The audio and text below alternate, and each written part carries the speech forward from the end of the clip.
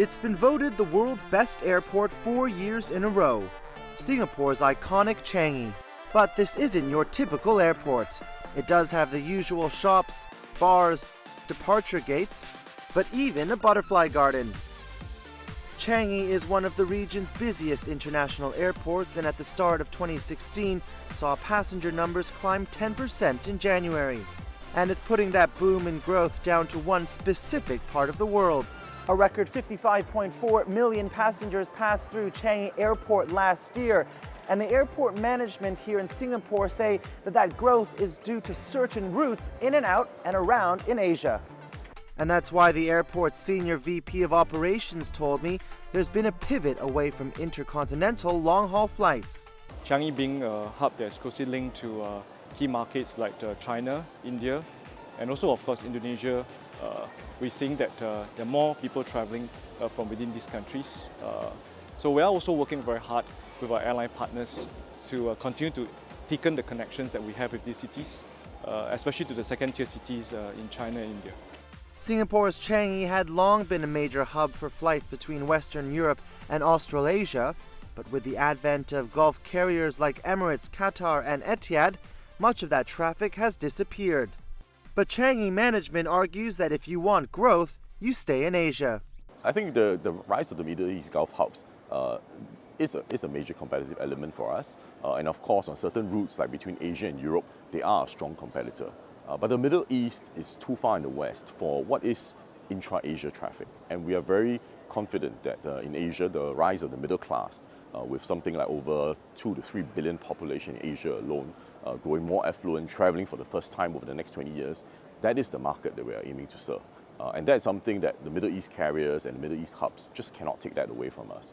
So even with this massive increase in capacity given by T5, I think that just puts us in table stakes to compete for Asia-Pacific traffic. Terminal 5 is Changi's massive new infrastructure project that will add a new terminal building the size of all 3 current ones combined. It will also include a new third runway. When open in the mid-2020s, it will be equipped to handle a staggering 50 million passengers.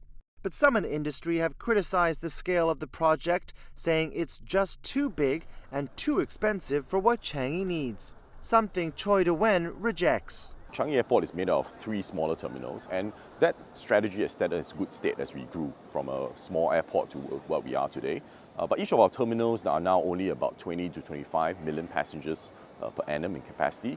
Some of our biggest airline groups, especially the SIA group, is growing far beyond that size, and it's inefficient for them to operate from 2 or 3 different terminals. It complicates their operations. It's also difficult for our passengers to find their way around transferring between terminals.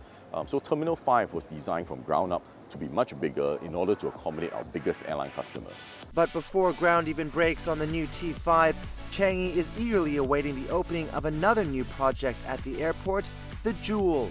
The multi-billion-dollar project will be the largest shopping and lifestyle precinct at the airport and will also set itself apart with hanging gardens and the world's largest indoor waterfall. Did want to do, first and foremost, the infrastructure expansion, getting the capacity up for Terminal 1. But we thought, why stop there? Why not add on top of it something that makes Changi Airport an interesting lifestyle destination, something that attracts tourists to come.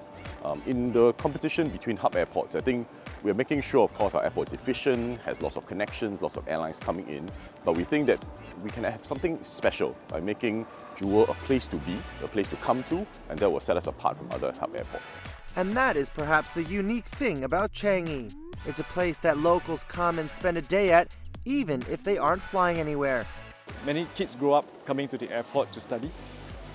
Here on weekends, people come here for food, for shopping, and it's a very big infrastructure in a very small country, in relative sense. And therefore, it is a place where when Singaporeans travel, when they get out of Singapore, they go to Changi.